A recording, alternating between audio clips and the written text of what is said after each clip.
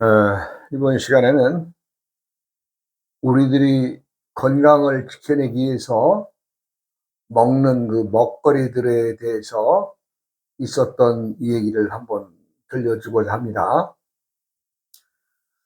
이 절집이라는 게 사실 이 많은 사람들이 시도 때도 없이 이제 오고 가는 사람들에 의해서 많은 그 나름 사람들마다의 그 인연이나 사연들을 짊어지고 오죠.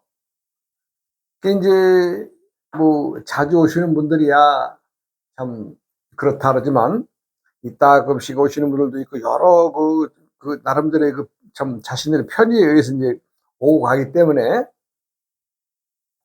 다 기억할 수는 없죠. 예. 그 뭐 또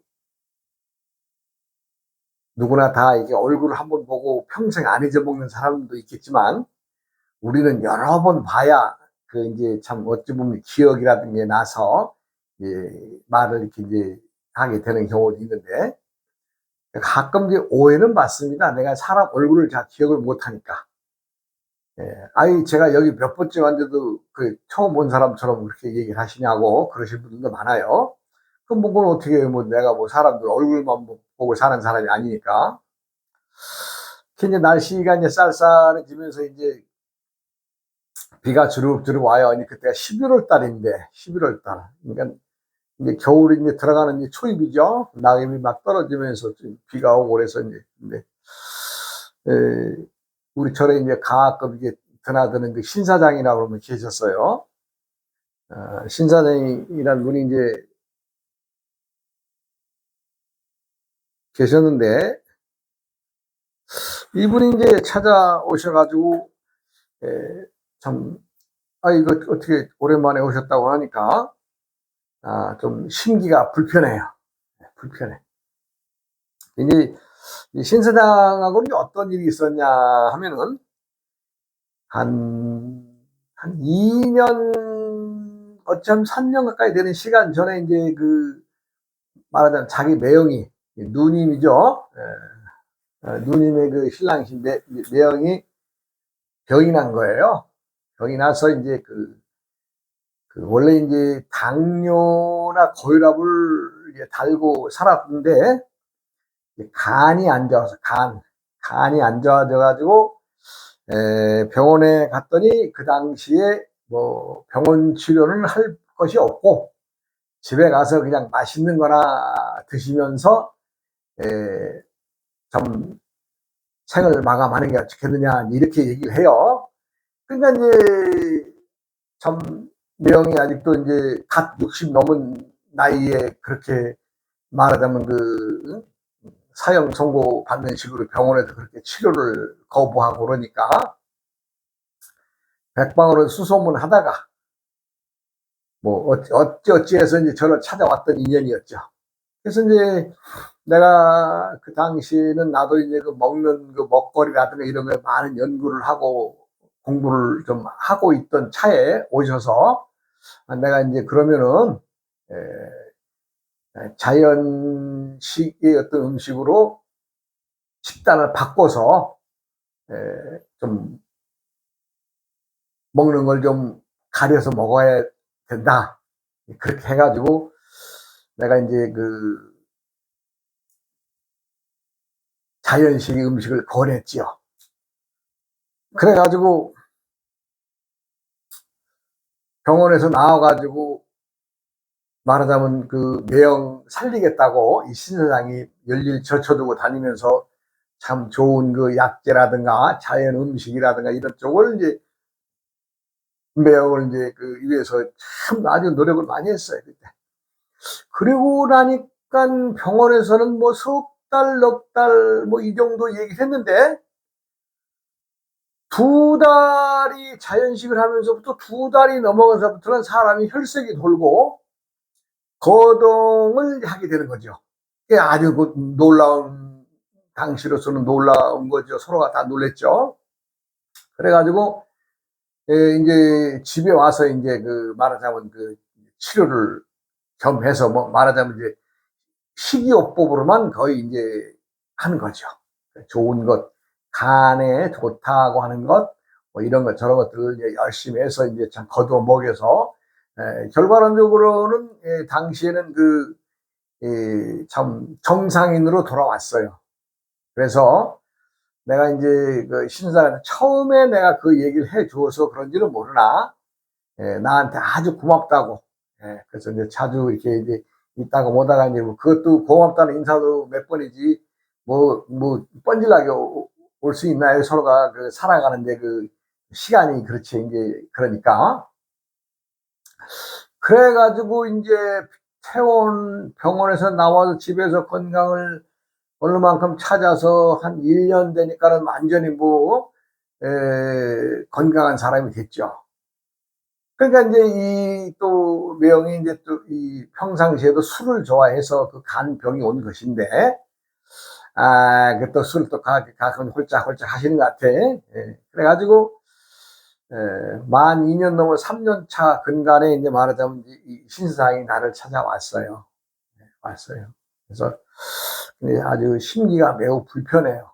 불편해.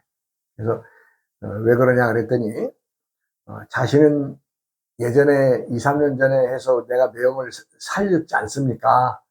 매형을 살려서 나도 그때의 그걸로 해서 아들들에게 아들 둘 딸 하나가 있는데 그 조카들에게 말하자면 너희들이 이거 내가 이렇게 해서 아버지를 당시 살렸으니 너희들도 유념해서 이 병원에 가봐야 아이가 안 된다. 안 되니 너희들이 좀 노력을 해서 아버지를 좀 이 병관을 좀 잘해 보도록 해라. 이렇게 했더니 이 자식들의 얘기는 달라요. 달라요. 달라. 자식들은 병을 낫게 아버지의 병을 낫게 해 주려고 하는 것이 아니라 아버지가 지니고 있는 재산의 탐이 나니 굳이 아버지가 뭐 내가 우리가 살릴 필요가 뭐 있습니까? 이러한 말들을 이제 듣게 되는 거예요. 참 세상 많이 변한 얘기죠. 부모님이 중에 이제 아버님이 아프더라도 누구나 좀 예전에는 집안에 대들보라 해 가지고 그 참 얼마나 그 병이 나신 분들은 살리려고 노력을 해요. 근데 지금 세상은 세상이 달라진 거예요.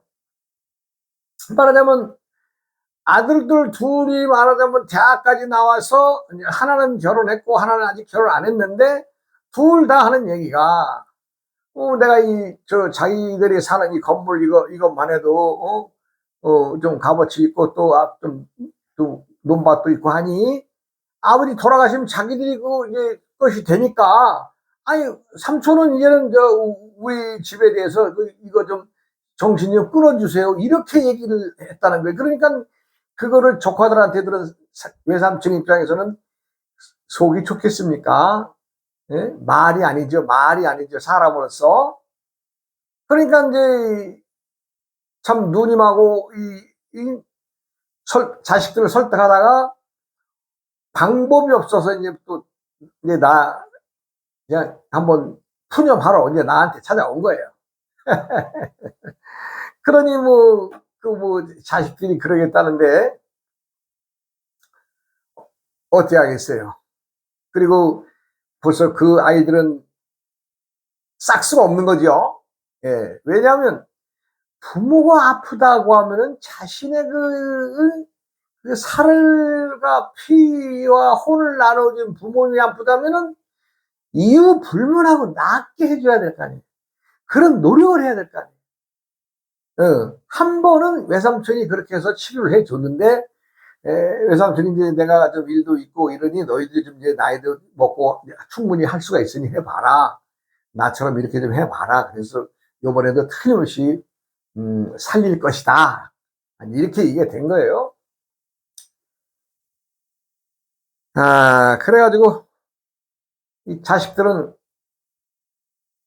그 뒤로도 외삼촌 말을 안 듣고 병원에 입원만 시켜놓은 거예요. 입원만. 결론적으로는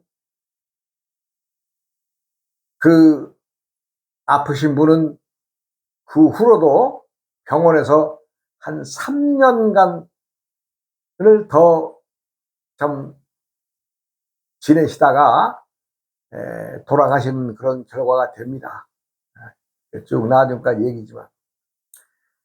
우리가 이제 왜 세상을 살아가느냐, 그리고 나와 부모의 관계는 어떤 관계냐, 그리고 세상을 살아나가는데 가장 중요한 것이 무엇이냐, 이것에 대해서 요즘에 젊은 사람들은 전부 다 돈으로 계산해요.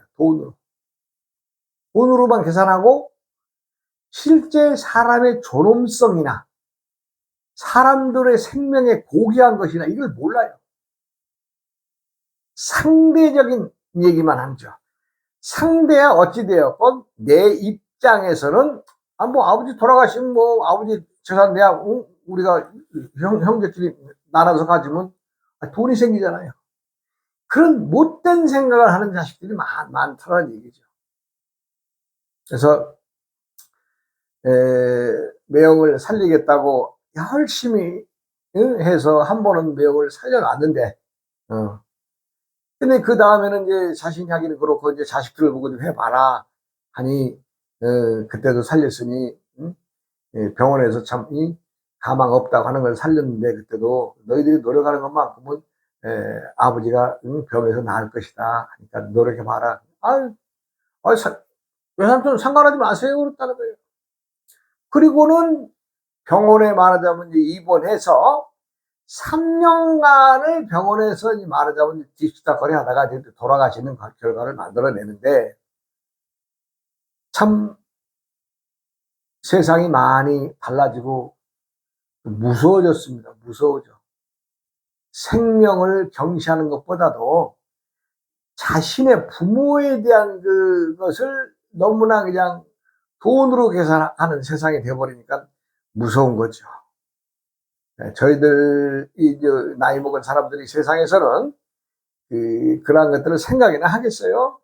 정말 예전에는 부모님이 이렇게 옆에 지나가시면 그림자도 안 밟으려고, 그림자도 밟아서는 안 된다는 말을 듣고 저희들을 컸는데, 참 그렇게 좀 살 수 있는, 노력을 하면 살 수 있는 사람을 자식들이 등한시해서 참 세상을 떠나게 됐다는 것에 대해서 말씀을 드리면서, 중요한 것은 아무리 아픈 사람도 자연의 식이요법을 찾으면 다 살 수 있습니다. 다 살 수 있어요. 그래서 참 요즘에 젊은 사람들이 가지고 있는 그 정신 정말 무섭습니다. 그 얘기를 하고, 요번에 시간에 이제 저번 시간에 그 글자에 쓰면 좀 불리한 자들 내가 이제 하다가 아들 자자 빛광자까지 설명을 드리고, 요 뒤에도 좀 글자가 몇 개 있어요. 요것도 오늘은 시간 내서 이거 좀 설명드리겠습니다. 우리가 이제 이름에 사용하지 말아라 하는 것은 아니죠. 사용하면 조금 불리하다. 불리하다. 좀 불리하니, 요건 사랑 애자죠.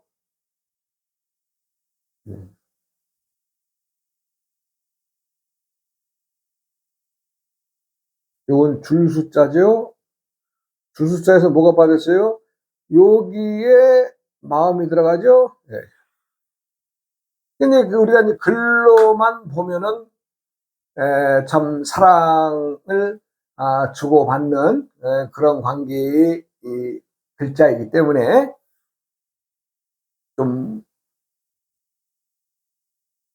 좋지 않느냐는 생각을 가지게 되는데, 실상 이 글자를 사용해서 이름자에 적용을 하면 애정전선에 이상이 있습니다. 애정전선에. 왜냐하면 나는 일방적으로 주는 게 사랑이지 받아들이는 것이 사랑이 아닙니다. 사랑해 하는 마음이란 아무 대가 없이 그냥 상대에게 마음을 주고 사랑하고 애틋한 마음을 내고 은혜하는 마음을 내는 것이지, 상대가 나한테 무엇을 해줌으로 인해서 이 어떤 사랑을 하고 뭐 이런다는 것은 그건 조건적 사랑이겠죠. 조건적 사랑. 사랑은, 조건적 사랑은 필히 행복할 수가 없습니다. 그래서 사랑 애자에 보면은 요 마음이 들어가죠. 요 마음 심자가 들어가는데 이건 줄 숫자죠. 예. 그러니까 마음을 주는 것이 사랑이지 마음을 받는 것이 사랑이 아닙니다. 그러니까 요러한 그 사랑 애자를 써서 이름자에 쓰면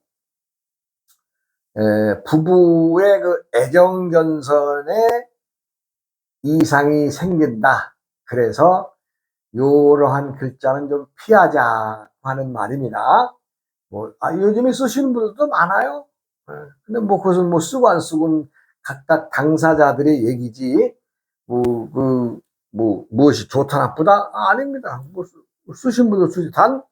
좀 쓰면은 불리한 일들이 있다는 것을 말씀드린 거죠. 이건 범호자입니다. 말하자면 이제 범호자도 글자의 뜻으로만 보면은 용맹한 아주 대적할 상대가 없는 그런 호랑이라는 뜻의 글인데 글만으로는 우리가 이제 용맹한 호랑이라는 것을 뜻하고 있지만은 자신이 용기와 힘만 믿고 과격해지고 상대를 무시하고 삐뚤어진 마음을 갖게 되는 경우가 많다. 즉 외통수 고집쟁이들이 많다. 그러다 보니까 주위 사람들에게 항상 떠돌이가 되는 생활을 하게 된다. 하는 생활을 하게 된다. 즉 고독해진다는 뜻을 품고 있습니다.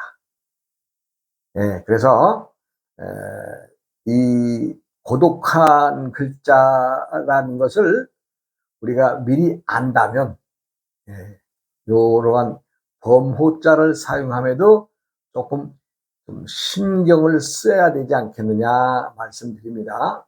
왜냐하면 세상은 항상 나와 너의 관계, 너와 너의 관계, 즉 우리의 관계에서 이 사회가 형성이 되는 것이지 나와 너의 관계에서만 생기는 것도 아니에요. 나와 너의 관계에서 너와 너의 관계, 또 너와 너의 관계에서 우리라고 하는 공통적인 울타리 속에서 살아가게 되는 것이지 이인칭적인, 즉 나와 너의 관계에서의 이 관계는 사회성이 존재하지가 않습니다. 그렇기 때문에 범호자는 분명히 용맹스럽고 참 어찌 보면 대적할 상대가 없죠. 그만큼 용맹하다, 용감하다는 뜻의 글이지만 자신이 용기와 힘만 믿고 과격해진다면은 상대들이 말하자면 사회생활 하면서 대하는 사람들이 그 사람을 좋게 대하겠어요? 무시한다든가 삐뚤어진 성정을 지니게 되죠. 그냥 상대해주는 사람들이 없으니까 어떻게 돼요? 고독하다는 거죠. 외롭다는 거죠. 이런 글자는 좀 피했으면 좋겠다는 뜻으로 말씀드립니다. 그 다음에는 이제 계집자가 있어요.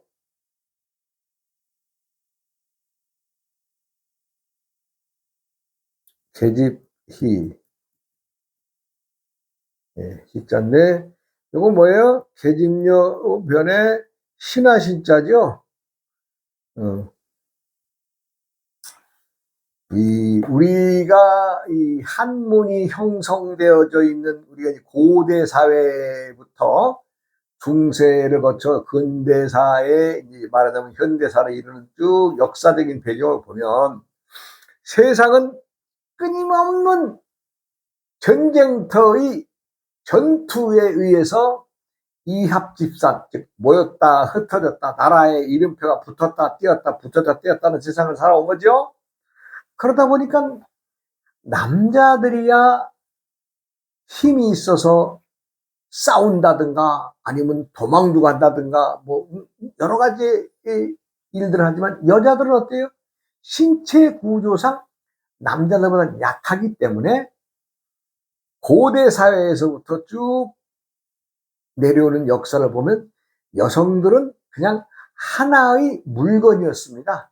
물건. 그러니까 진정한 사람으로서의 대접을 받지 못하고 그냥 하나의 물건 취급을 하게 되는데, 그것은 어느 경우에서 그렇게 되느냐? 나라와 나라가 부딪혀서 싸움을 하게 되면, 어느 둘 중에 일방의 한 나라가 망하게 되면 그 망한 나라에서는 전부 다 이긴 나라에서 군인들이 쫙 고을고을마다 다니면서 젊은 여자들, 쓸만한 여자들, 좀 얼굴 반반한 여자들 다 뽑아다가 어떻게 돼요? 군인들 장군들한테 갖다 주죠. 야, 너 요번에 전투에 고생했어. 이거 너 종으로 삼아서 써라. 이렇게 여자를 신하들에게 하사했던 글자가 계집 희자입니다. 그러니까 신하들에게 하사품으로 내려줬으니 이거 물건이죠. 예. 지금에 와서야 우리들이 살아가는 세상에서는 말도 안 되고 생각조차도 할 수 없는 일이지만, 불과 한 100년 전, 예? 100년 전 갈 것도 없고, 외국에 전쟁이 나서 지금 서로 박 터지게 싸우고 있는 나라들에서의 그 상황을 보더라도 여자들은 이리 밀고 저리 밀리고, 이 군대가 들어와서 오면 또 피해 있고, 여성들 피해 있고, 이리 가면 또 피해 있고, 그거 아니에요? 보잖아요. 그래서 계집 희자를 쓰면 대접을 못 받는다. 대접을 못 받는다는 얘기. 그러니까 여성이 여성으로서의 나름대로의 그 아름다움과 또 고결한 그 여성 나름대로의 그 하는 일, 이런 모든 것들이 하나의 물건에 지나지 않는 행위에 지나게 된다, 이런 얘기입니다. 그러니까 이 계집 희자, 우리가 근세에서 이 현대사로 이렇게 넘어오는 과정에서 그 일제의 그 35년의 그 침략사가 있죠. 근데 거기에서 보면은 이제 그 일본식 발음이라든가 우리가 사용하지 않아야 될 것들이 많이 우리 사회 속에 배어져 있어요. 예. 뭐 이름자에 쓰는 글자들도 보면은 그 일본 놈들이 참 죽어간 잔재들이 많죠. 요 계집자도 거기에서 보는 좀 들여다볼 수 있는 글자인데, 희자가 돌림자가 많습니다. 네. 하여간 이러한 글자는 글이 지니고 있는 자원이란 글이 지니고 있는 뜻, 그 뜻 자체가 그 글에 하는 일입니다. 그렇기 때문에 희자는 가급적 사용을 피했으면 좋겠다. 왜? 대접을 못 받으니까. 대접받는 그러려면은 계집 희자를 버려야 되겠죠. 그러니까 사람들은 누구나 다 좋은 게 좋다고, 이렇게 따질 거 있냐고 얘기할 수도 있겠습니다만은, 내가 이 글자를 아니까, 글자의 속뜻을 아니까 말씀드리는 겁니다. 굳이 또 쓰시겠다고 한 분들은 써도 상관없습니다. 예, 하여간 그렇고, 또 많이 쓰고 있는 순할 순자, 순할 순자.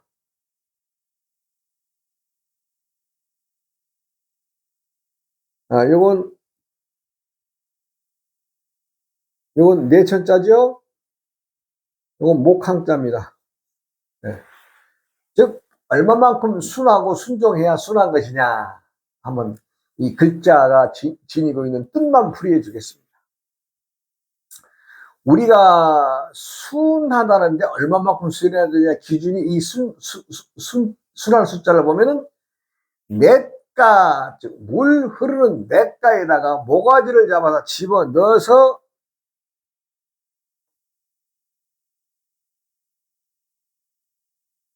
죽이려고 하는데도 반항하지 않고 순종한다는 뜻 아니에요? 아니, 생각을 해보세요. 냇가에다 모가지를 잡아서 집어넣어서 죽이려고 하는데도 반항을 안 하고 순종해야 된다고 할 정도로 순해야 요 순한 숫자가 지니는 뜻입니다. 그러니 이 글이 무슨 힘이 있겠어요?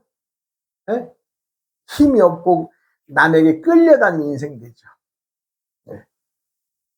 아니, 자기 자신에게 닥쳐질 위험, 생사까지도 버려야 되는 만큼 순종해야 되는데, 무슨 예전에 응? 노비입니까? 노비? 노비들도 그렇게 하면은 다 반항하죠. 그런데 이름에다가 이렇게 순한 숫자 쓰는 사람들이 많아요? 물론 그분들 다 노비처럼 끌려가서 냇가에 모가지를 집어넣을 만큼 어떤 일들을 겪었는가, 그랬던가는 각각 개개인에 따라서 사정은 다르겠지만, 분명한 것은 자기가 힘이 없고 나약하다고 하는 것을 인지하고 살아가야 되는 힘 없는 글자라는 거죠. 네. 힘 없는 글자. 이왕이면 좀 다른 글자 써서 힘 있는 걸로 쓰면 안 좋겠어요? 네. 그래서 이것은 글자가 얘기를 하잖아요. 내천자네, 내천자. 냇가에 목함자. 냇가에 갔다가 목을 쳐 박아도, 죽이려고 목을 쳐 박아도 순종하고 반항하지 않고 이래야 된다고 하는 이런 무서운 뜻을 지닌 그런 글자인데, 함부로 이름에 쓰면 되겠어요? 안 되겠죠? 참 무섭습니다. 무섭습니다. 글이란 것은 한번 정해놓은 것, 그것은 다시 또 다른 뜻으로 바뀌는 게 아니죠. 그 글자는 한문은 뜻글이기 때문에 끊임없이 그것만 담고 가는 겁니다. 예.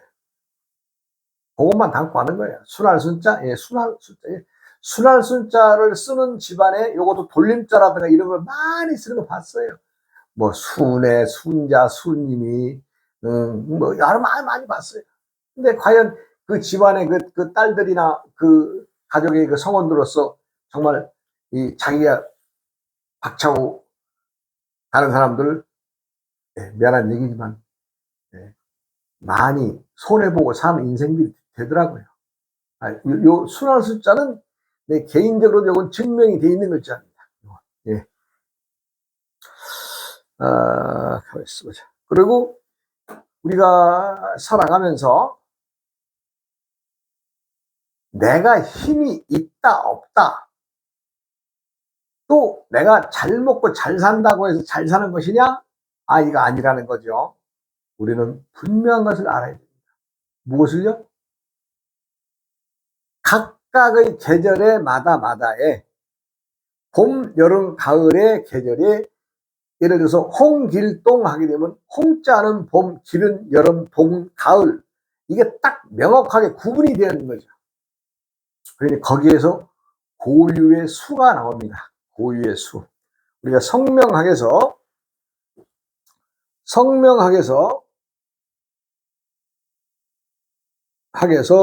숫자를 계산하죠. 숫자. 우리가 이제 요 숫자를 우리가 이제 음양의 수, 음양에 따른 수라고 하고, 음양의 수라고도 하고, 귀신의 수라고도 합니다. 그럼 음양의 수라고 하는 말과 귀신의 수라고 하는 말은 같은 말이지만 이것이 내용상으로는 달라요. 즉 생수의 글이 숫자냐 성수의 숫자냐에 따라서 달라지죠. 이것은 생수와 성수의 관계를 정확히 알고 우리가 결과물이 뭐예요? 땅에서 나는 결과물. 쉽게 예를 들면은 봄이 지나면서 결과물이 있죠. 그 진토. 여름이 지나면서 미토. 가을이 지나면서 술토, 겨울이 지나면서 축토. 토가 중심, 즉 토의 숫자는 5와 10인데 토는 생수가 5, 성수가 10입니다. 그러니까 생수의 맞춤에 의해서 성명하게 숫자가 나와야 되는 거죠. 모르겠어요. 이제 다른 분들이 그 학문은 또 달리 생각하고 또 달리 또 푸시는 분들도 있겠죠. 그러나 이제 제가 볼 때는 모든 수는 생수와 성수의 들고 남에 의해서 계절과 함께 가고 있는 걸 알아야 됩니다. 그러니까 이름이 중요하다? 중요하죠. 왜냐하면 그놈이 그때 일을 하고 그때의 나를 힘을, 기운을 주는 역할을 하기 때문에 중요한 거죠. 이 얘기 또 다음 시간으로 이어서 하겠습니다. 어우어이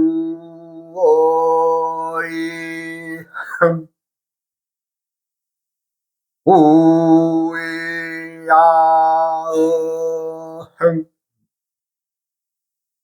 오이야어흥